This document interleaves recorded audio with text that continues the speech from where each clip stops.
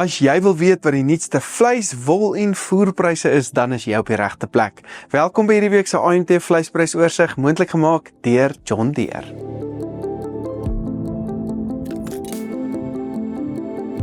Voor ek met die week se pryse afskop, wil ek dan net noem dat ek en AMT 100% onafhanklik optree. Ek koop en verkoop nie lewende hawe nie en gee ek dis 'n onafhanklike opinie van waar pryse die vorige week verhandel het. Daar is natuurlik baie faktore wat pryse op die dag kan beïnvloed, so maak seker jy kry die beste prys op die dag wat jou sak pas. Maar met dit genoem, kom skop af met die nuutste beestevleispryse.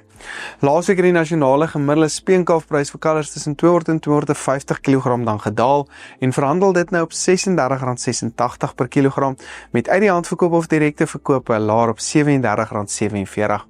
Die gemiddelde pryse staan so ongeveer 14% hoër as ons laas jaar die tyd gesien het.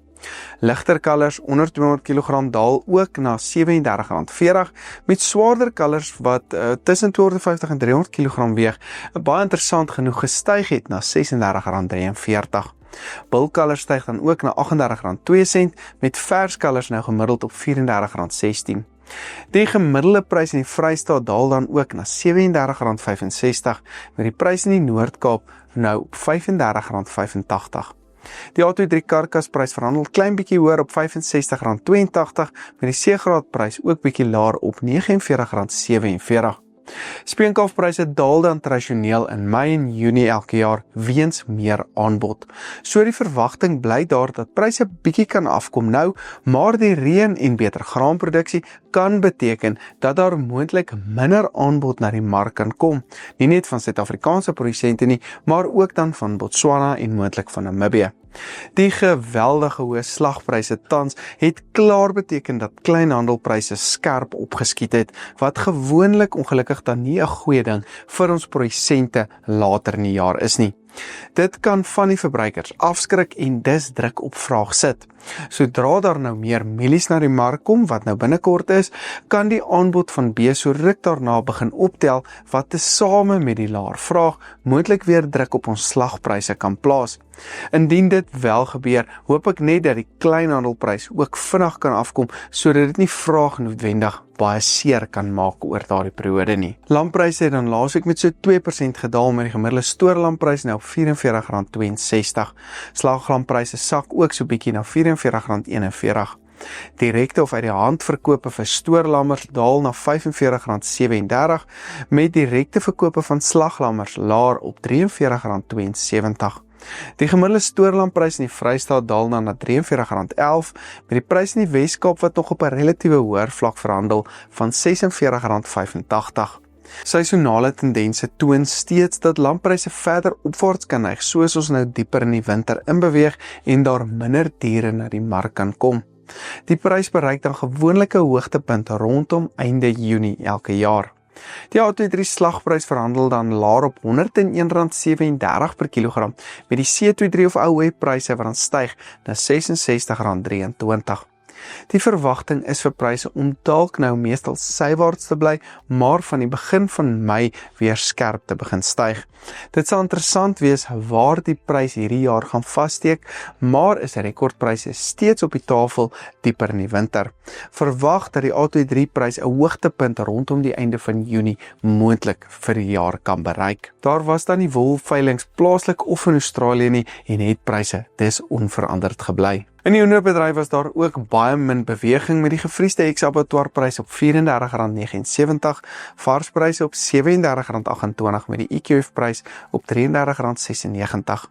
Ek dink wel ons kan bietjie beter pryse sien oor die volgende 2 maande of so.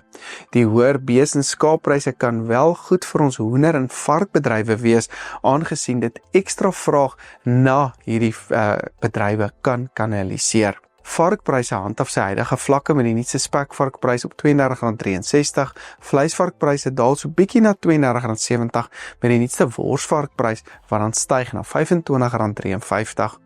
Beter vraag kan moontlik pryse sywaarts hou, al die seisonale tendense dat ons bietjie laer pryse nou eintlik behoort te sien.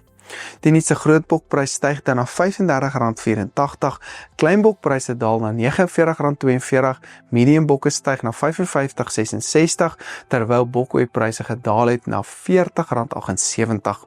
Gewoonlik sien ons dat bokpryse styg soos ons in die wintermaande inbeweeg en aanbod dalk bietjie minder raak, maar die groot drywer wat die bokpryse ondersteun is dan gewoonlik van die vraagkant af met islamitiese feesdae wat dan tradisioneel addisionele vraag skep deur verskillende tye van die jaar.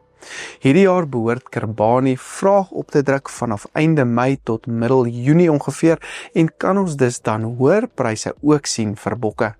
Die volgende periode wat daarna dopgehou moet word is vanaf Augustus tot die begin van Oktober wanneer daar nog feesdae voorkom. Lucernpryse bly dan onveranderd met die nuutste gemiddelde graad 1 prys steeds op R3.600 per ton. Prima wat steeds baie skaars is verhandel op R4.200 met graad 2 lucern steeds op R3.000 per ton.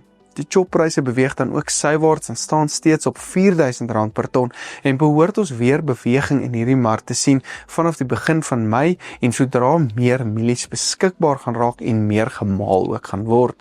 Tans is daar byna geen mielies of chop in die mark beskikbaar nie.